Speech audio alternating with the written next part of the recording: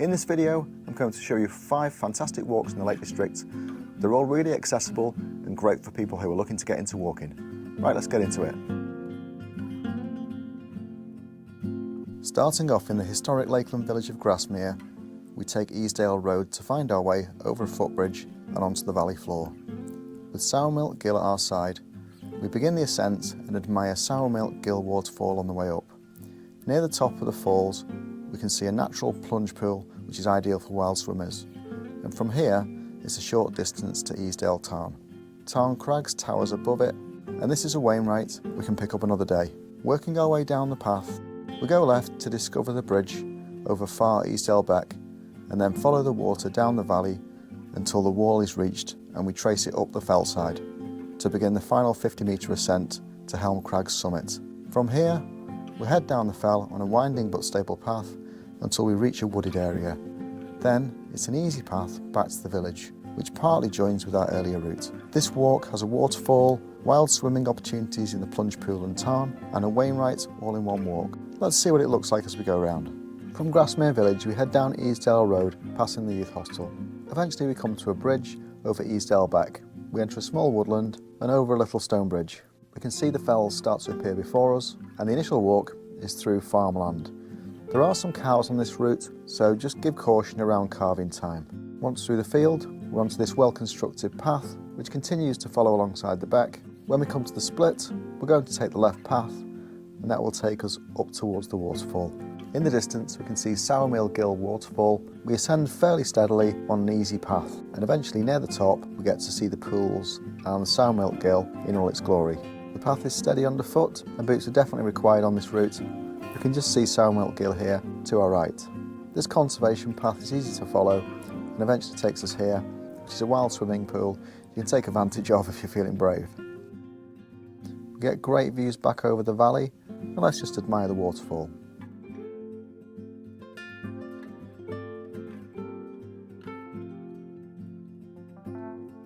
Continuing forward, Tarn Fell comes into view, and this hangs over the top of Easdale Tarn. We work our way round, keeping the beck to our right, and eventually we can push up to meet the tarn. Easdale Tarn is one of the larger tarns in the Lake District, and well worth stopping to admire on a sunny day. This is Tarn Crag. As you can see, it towers above the tarn. Tarn Crag is another Wainwright, and there are many in this area. Setting off once again, we head down on the other side of the gill, and this area is a little boggy down the bottom section, but the stones in the conservation path mean you can stay dry by keeping on top of them. When I'm doing this, it's an autumn day in the summer, it's a little drier. You can see here, my boots are still dry because I can keep on top of the stones. We continue heading forward towards Helm Crag and eventually meet a split. The right fork looks like it'll take you to Helm Crag. You'll be cut off by another stream and end up back at the village. So we're going to head left. There is a marker, and as we walk along through the bracken, it's a steady, well marked out path which will eventually take us to a bridge. You can see here it is boggy, but it is possible again to stay on top of the stones to keep your boots dry. So just a little caution, but this route is definitely not for trainers. Here we can see the bridge, and we head over to continue our way along Far Easdale Gill, and then out the wall we can trace this up the fell side. About halfway up there is a nice easy platform to stop and admire the view. And as we continue up, we can see it's an easy to pick out path through the ferns and is being turned into more of a conservation path. So in the future, it will be even more stable. This takes us up to the join where we'll meet travellers going on the Green Burn Round, and the Green Burn Round itself picks up 4 Wainwrights, including Helm Crag. Helm Crag's just ahead of us, and it's a steady ascent at first, and then eventually there's a steeper section as we get close to the summit. The Howitzer is the true top at the north end of the fell, and then the Lion and the Lamb at the south. Helm Crag is a large mass on top and has commanding views over the area, including towards the Fairfield Horseshoe. It's a short walk over to the southern end, and from there we can pick out the Lion and the Lamb. The Lion is the large mass at the top, and the Lamb is at its feet. In the distance we can see Loughrigg, which is another Wainwright we'll visit shortly, and the water of Grasmere. The Howitzer is difficult to ascend, so most people go on top of the Lion and the Lamb to get the best view. From here we can see the Green Valley Let's take a while to admire the top.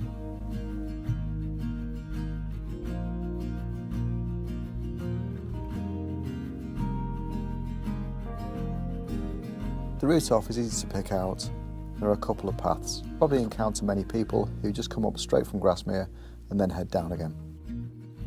Working our way down, we find a wall, we carry on through the woods until we get to this platform, and then from here we're simply carrying on down the hillside and you'll pick up signposts towards Grasmere. Heading past the house and the farm, we continue on to a section we came to earlier. So it's through the gate and then we're going to cross a field. From here it's a relatively flat walk and really stable. We're essentially at the section that we were at the start. We're heading towards a small bridge and then we're back into the woods where we first started. This contains the small stone bridge and then the wooden one as we work our way onto Eastdale Road once again. Back down the road and then we enter the village once more. There are many pubs and cafes to get refreshments and here we're popping into Tweedy's Bar. I hope you enjoyed the walk and get to do it soon. If you have done Helm Crag in another way, just let me know in the comments. So let's find our way now to our next walk so we can encounter some more of the Lake District. Rannerdale Knotts is the home fell of Buttermere and offers fantastic views across Crummock Water and up towards Loweswater on the journey out. We head into the woods along the beck before turning left onto the fell. The walk is gentle after the initial ascent and it's an easy path along the ridge until we finally reach the summit, where we can look out across the three waters and the accompanying fells. On the return we can take in the views over Buttermere with Fleetwith Pike and haystacks in the distance. There are many paths down the grassy bank to the village and it's a really accessible and fun walk. Now we'll take a close look at the points of interest on the walk. We start at the Bridge Hotel. In one of 3 free parking spaces, we enter Gilwood, making sure that the beck is on our right. We'll head up for a short while through the woods and this is a gentle and steady path and on a sunny day offers us a bit of shade to start off with. Millbeck is at our side and we can hear it all the way through the woods. Exiting the woods we get onto the fell side and we can see before us the fell starts to make itself known. There are many ways up and we can take looks back to Buttermere. At our side there's High Crag and High Stile and Red Pike, all 3 of which are Wainwrights. The path across the top is easy going after the initial ascent and rises and falls as we make our way towards the summit. The fells ahead come into view and there are many Wainwrights in this area. As you can see the walk is stable and doesn't offer any significant technical challenges, so it's excellent for a first time walk out. To make it feel like a real mountain, there are a couple of rocky tops and this is ideal for a little clamber. As this area is volcanic, the scenery is quite dramatic and steep. Despite being rocky, it is really stable and we'll work our way towards the end of the ridge. Views accompany us all the way around and looking forward we can get a glimpse of Loweswater. Eventually we reach the summit. Rannerdale Knotts is 1,165 feet. Let's admire the views around the top.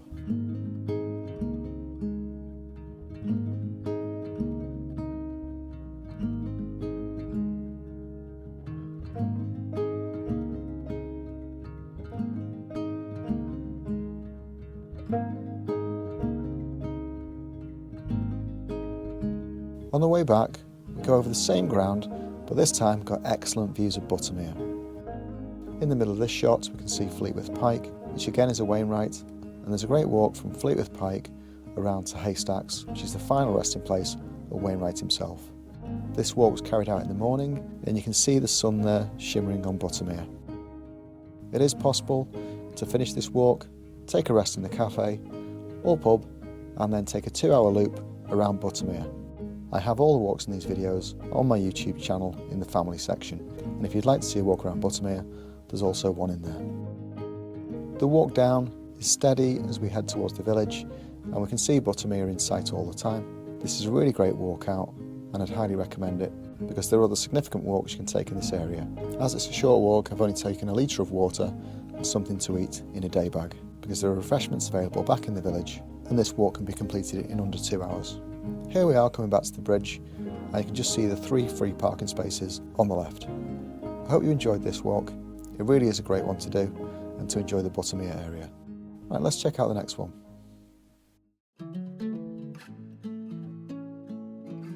This 10-kilometre walk is excellent for families. Heading from the old railway station, we journey towards Latrigg on Briarrigg. Then onto Spoony Green Lane over the A66. As we ascend through the wood, there's a great view over the surrounding mountains and towards Bassenthwaite Lake. The path is steady and stable. Turning right, we zigzag up the fellside until we reach the bench. This viewing spot has commanding views over Keswick and Derwentwater. After summiting this Wainwright, we follow the gentle grassy path towards Blencathra, and the walk drops down to the old railway once again. This is a wonderful walk to become accustomed with Lakeland Fells. It's an easy walk on this section, and is also popular for bikes. On the way to Keswick, we cross 4 bridges as the River Greta accompanies us all the way back. We learn some social history of the area, as there are information points along the route to tell us about the working life of the railway and of activities around Keswick. Now let's see some of the key points in reality. Starting at the railway trail, we head along past the old railway station. This is now a hotel. We pass some of the glacial boulders and we find our way onto Loughrigg. This road will take us down to the start point and we'll head onto the fells, taking the Skiddaw path. Skiddaw is 4 miles, with Latrigg to our right and Skiddaw to our left. We start to head down the path. This is Spoony Green Lane and will take us over the A66 and into the wood. The path here is really steady and stable and easy to travel on. Through the gate, we find ourselves in the wood. This gives us some information about the local flora and fauna in the area, including red squirrels, which are all over the Lake District. As we ascend, we get great views out over Bassenthwaite and the surrounding fells, and at the split, the right fork takes us up the quick way, but we're going to go on the left and meander our way up the fellside. Passing over the stream, we then get to the gate, and this takes us onto the open fellside. And the views really start to open up at this point. As we look over the surrounding area, we can see back towards the fells. There are many opportunities for hiking around this area. Continuing on, we follow the path around until it gets to the break point. Straight on is Blencathra, but we'll turn here to head towards the summit, which is 3/4 of a mile. From this point, the path does take some zigzags up the fellside, offering great views all the way. As you can see here, it's a steady walk and one suitable for most people. We take another turn and face the fells once again, and so the ascent is not particularly steep, but is continuous. Walking forward, we get towards the bench. This area is particularly popular amongst dog walkers. The bench is usually busy and gives excellent views over Keswick. So you can see from here, it's only a short walk really down to the village. But we're going to continue our way across to the top and then over to Blencathra area before turning off down to the railway. Sometimes you even see cats going for a walk up here, although I feel they'd be more suitable on Catbells. The area is mudstone, and so it gives a gentle top. The characteristic of the northern fells is they tend to be more gentle than their cousins further south. Let's take a while to look at the views.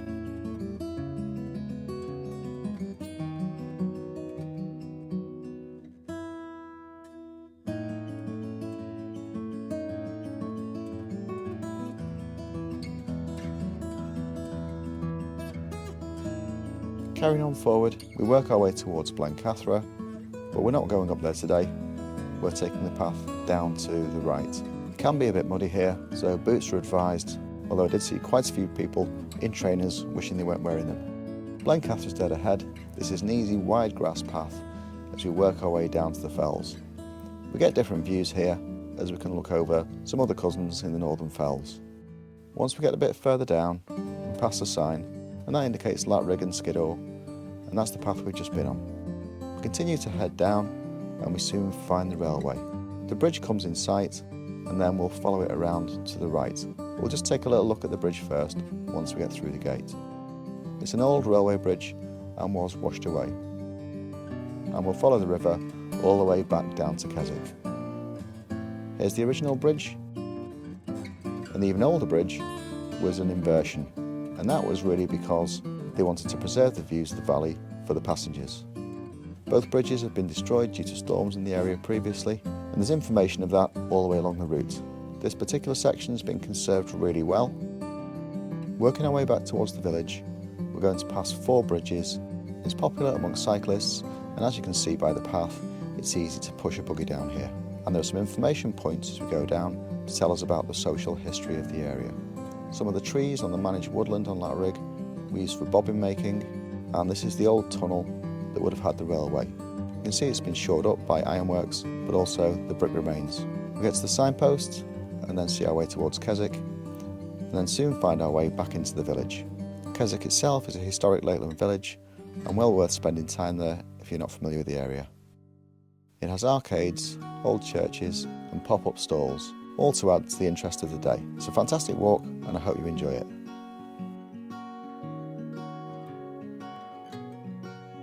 This beautiful walk on Loughrigg Fell is ranked as the top Central Fells walk on all trails, which takes us from under Loughrigg Road next to Ambleside, up onto the fells, onto a stable path with beautiful views.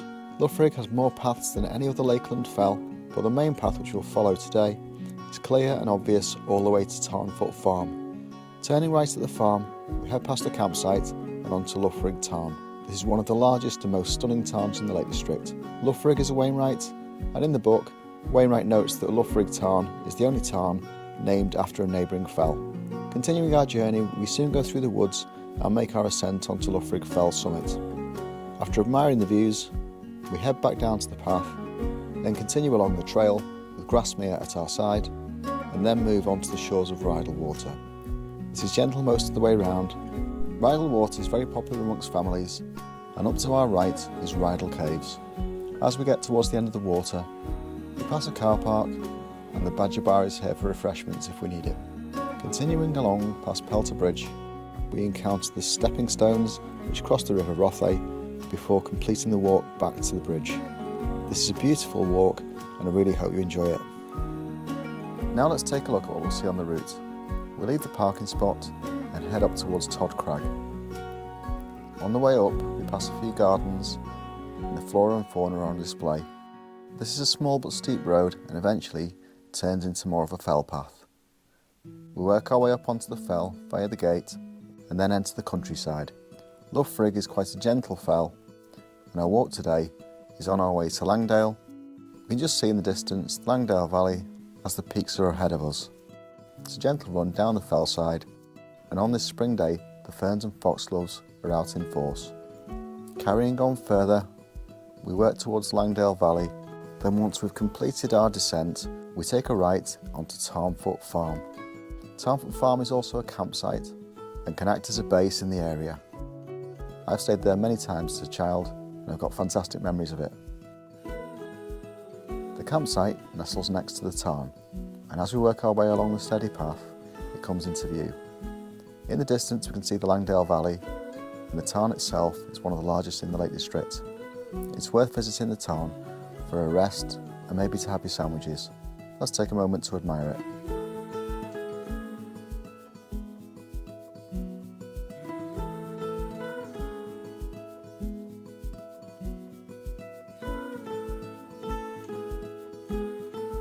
Once again on our way, we head up and onto the path.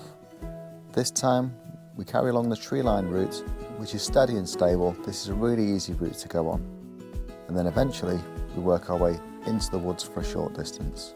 Once in the woods, we head along the path, and this is a shady spot, and on a day like this, you can appreciate the dappled shade. This takes us onto the terrace with Grasmere below. The path up is quite steep, but there's plenty of opportunity to look back and admire Grasmere. The foxgloves are working with their way up the stem, and these are dotted throughout the route. They're one of the natural flora of the Lake District. The route changes a little, and as we go up, it starts to shallow off with a couple of ascents until eventually we get to the summit. The summit itself is usually quite busy, but Loughrigg is quite a sprawling top and there's plenty of places to go and explore. As you can see here, there are the many paths going forward.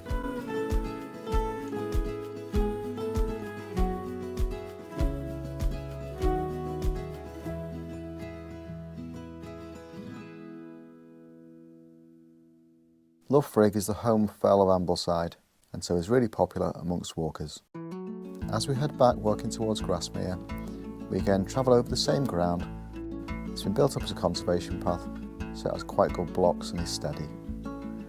Once again, we head to the terrace and work our way alongside Grasmere until we get to another large water, Rannerdale Water. Nearby, there's a path up to Rannerdale Cave if you wish to visit, but for today, we're going to head down straight to the shores. It's a low-level route from here in, and it's very easy travelling. so this is an ideal route with just one steep ascent. The lakeside is popular amongst families, and there are often water sports such as canoeing taking place. Ahead of us, we'll get towards Rydal, and again, here's the signpost back to Rydal Caves. This path is easy to travel on, and there's an opportunity to nip off through the woods towards the Badger Bar if at this stage you feel like you want a bit of a break. Once satisfied, we move back, and here you can see a car park. This is Pelter Bridge car park, and it's another point at which you could start this walk. We continue on our journey and come across the stepping stones which go across the River Rothay. These are not part of the walk, but it's fun to go across anyway, just to test your nerve. There are a few steps like this around the Lake District, and they add some more interest to the walk. From here, we just continue on a steady path until we get towards our start point. Here you can see the signpost from the start of the walk where we headed our way onto the fell. But continuing forward, we get back to our parking spot at under Loughrigg Road. You can also park in Ambleside Village, it's just a short walk through the park. Now we'll venture on to have a look at our next walk, which is going to take us up Catbells. This route up Catbells and around Derwentwater is the #1 recommended walk in the Lake District on all trails. From the bus stop, we wind our way up the steady path and tackle our first scramble. The fell then flattens out before our second scramble up to the summit of Catbells. After reaching the summit of Catbells and admiring the views, we head towards Maidenmoor. We take the path down at the split and meander towards the wood, turning left at the intersection and crossing over to meet Derwentwater. And then it's a steady walk along its shores. At the jetty, we take the path past the youth hostel and turn left again back to our start point. After leaving the bus stop, we find our first marker point, and from here it's 1 mile and 1 hour to the summit. The path up is winding and relatively stable and low level, as you can see here. You've got excellent views of Derwentwater going forward. Because it's so popular, it's important to stick to the paths because erosion control is in place to stop any further damage to the mountainside. As you can see here, the path is a little rocky and gently works its way up the mountainside until we come to our first scramble. This first scramble is a short section and really makes you feel like this is a mountain. The Thomas Arthur Leonard plaque is midway up the scramble, and as the plaque says, he's the father of the open air movement. It's a great reminder to enjoy the open space around us, and that's what we'll do today. You can see it's a little bit steep coming up, then the gradient becomes more gentle as we work our way up the fell side. It is a really popular fell, and if visiting in summer, there'll be many other people on the fell side. The views out to the left go over the Newlands watershed, and there are many fantastic peaks. No matter what time of year you visit Catbells, there's always something to see. When I came on this day, it was late spring. As we get closer to the top, there's a second scramble. This walk's great fun because there are a couple of scrambles, some steady ascents in between, and then we eventually work our way up to the summit. The summit has an inscription from the Wainwright books, and this, like all the walks I've shown you today, are Wainwrights. The inscription reads, "Scenes of great beauty unfold on all sides, as they are scenes in depth to a degree not usual." And I think you can agree these views are absolutely spectacular, so let's take a moment to enjoy them. And as it's late spring, there is a cloud inversion as the mists cling to the valley.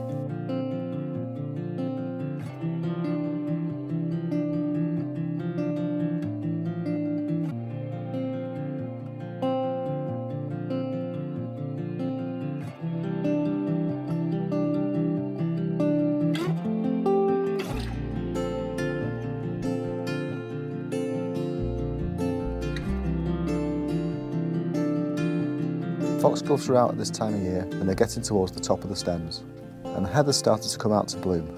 We work our way down the descent and head towards Derwentwater.